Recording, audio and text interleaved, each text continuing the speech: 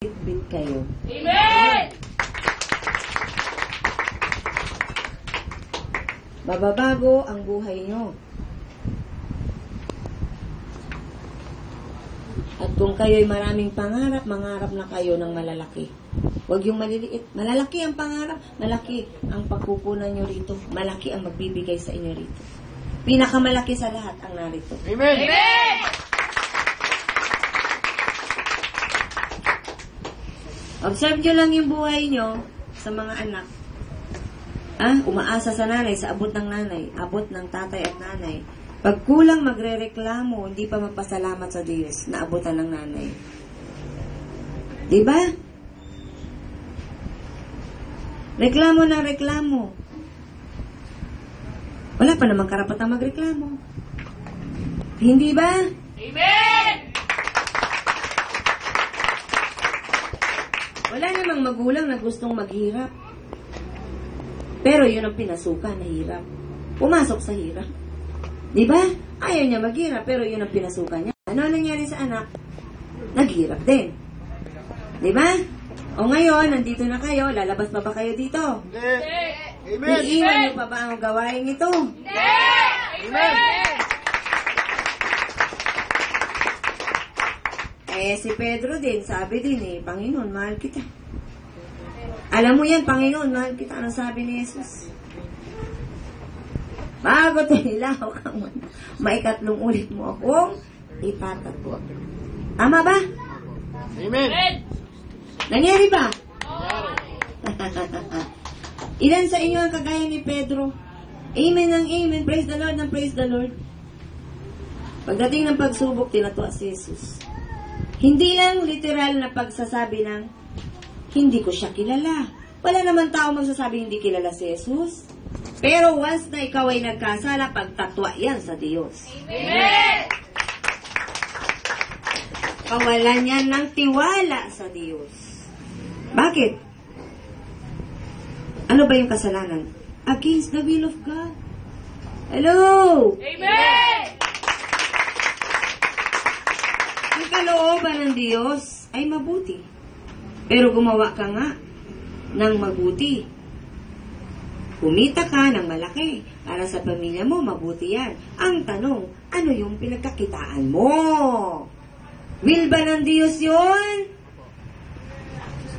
Naibenta mo yung sarili mo, magkapera ka lang ng malaki.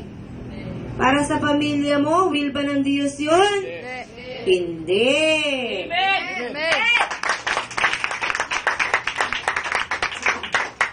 So mag-isip kayo. Mabuti ang adikain mo sapagkat gusto mong tulungan ang pamilya mo. Gusto mong maahon sa hirap, mabigyan ng magandang bahay. Pero saan galing yung pera? Ang tanong. Saan mo kinuha yung pera? Ha?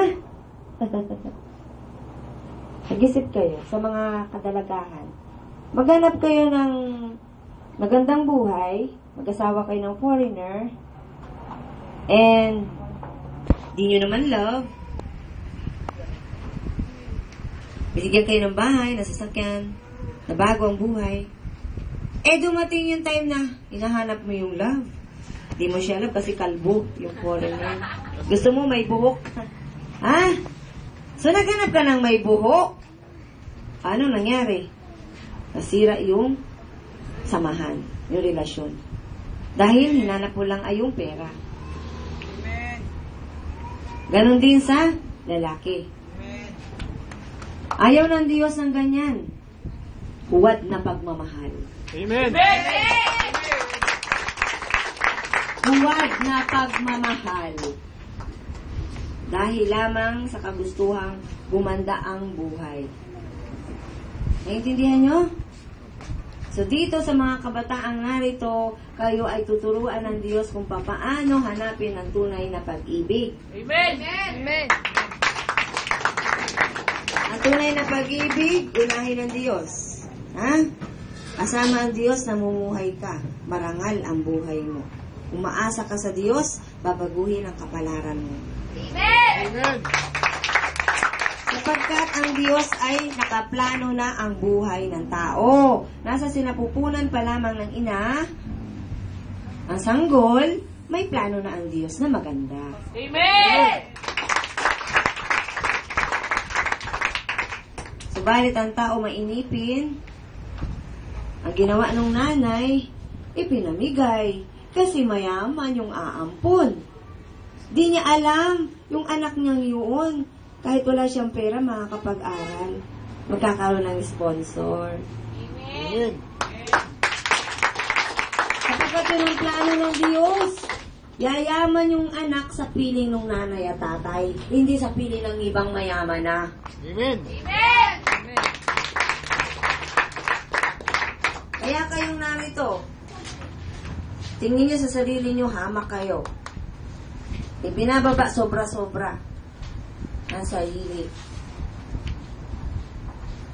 Pagkatapos, magmimiti, yumaman na bigla. Dahil awang-awa sa sarili niya. Magpasalamat ka sa Diyos. Pagkagising sa umaga, sabihin, Panginoon, ang plano mo mangyari sa buhay ko. Amen! Kung ano yun, Panginoon, yun ang magaganap sa buhay ko. Amen! Ayaw ko na magplano, bahala ka sa plano mo. Amen! Lalakad ka, kung estudyante ka, mag-aaral ka. Diba? Magiging mabuting anak ka. Yun ang plano ng Diyos eh. Maging mabuti kang anak. Pero kung sasabihin mo sa Diyos, Panginoon, bahala ka na sa plano mo, pero suwail kang anak, paano yung plano ng Diyos? Ito. So, dadaan kayo sa dinaanan ng Diyos. Pagtitiis, pagtsatsaga, na may kasamang pag-ibig. Amen!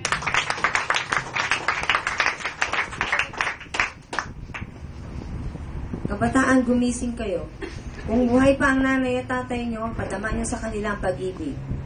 Kung hindi sila marunong magmahal, at kung saan-saan nila dinala ang pagmamahal at hindi sa inyo ibinigay, kayo ang magbigay sa kanila. Para matuto silang magbalik ng pag-ibig sa inyo. Amen! Sa mga kabataan narito, na magulang ay hindi stable. Umuwi hindi. Ha? Kayo ang magsabi, I miss you. I love you. Daddy, Mami, Tatay, Nanay, Papa, Mama, I love you. Nasaan ka man, bumalik ka na. At kung hindi naman bumalik, I love you pa rin wherever you are. I love you pa rin. Amen! Yan ang pag-ibig. Ha? Huwag kayong masyadong maghanap sapagkat sapat na ang pag-ibig ng Diyos na ipinadama sa tao. Hello? Amen! Sapat na ang pag-ibig ni Jesus. Sapat na. Kapag taglay mo ang pag-ibig ng Diyos, mamahalin mo na rin ang lahat. Amen! At meron kang tunay na pag-ibig. Ang tingin mo sa lahat ay kapatid. Amen! Amen! Kahabagan ninyo ang wala dito. Doon sa mga nagsasabing hindi totoo ang gawain ito, kahabagan sila. Amen! Sapagkat alam niyo, totoo ito. Amen! Kahabagan sila. Di nila alam ang kanilang sinasabi. Bahala ang Diyos sa kanila kung dadalhin din sila dito. Ang mahalaga ay magpatuloy kayo. Amen!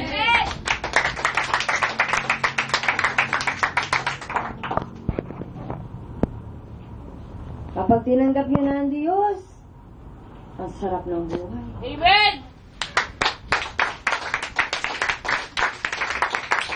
Nasasaktan ka man, okay lang. Amen! Nagdurugo man ang puso mo, okay pa rin. Amen! Alam mo, lahat ng yun ay nararamdaman din ng Diyos na kasama mo. Kaya di ka nag-iisa. Amen!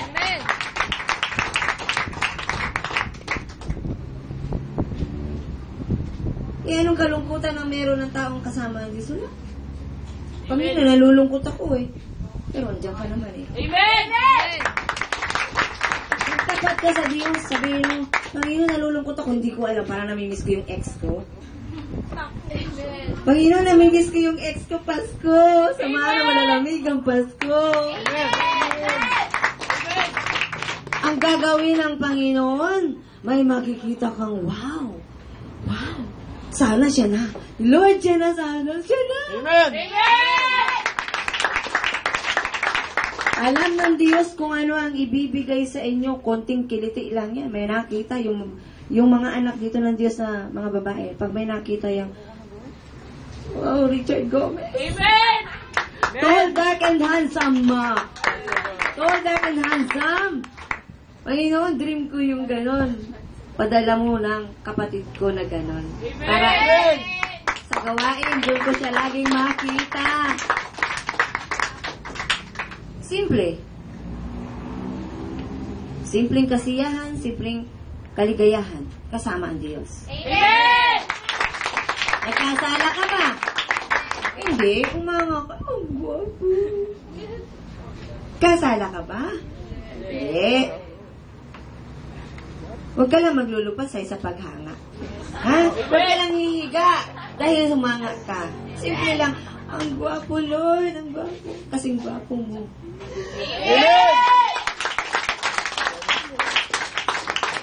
Ang Diyos malalambingan, ha? Makinig kayo. Lord, gusto ko ng yung ang tulis ng ilong parang parot. Ha? Para sarap pitikin pag ako ay medyo naglalambing. Diba? Huwag yung ilong na peke. Kasi pag nabangga yun, flat ulit yun, ha? Makinig kayo, hindi ito joke. Realidad ito. No? Nahihingi sa Diyos ang gusto. Amen.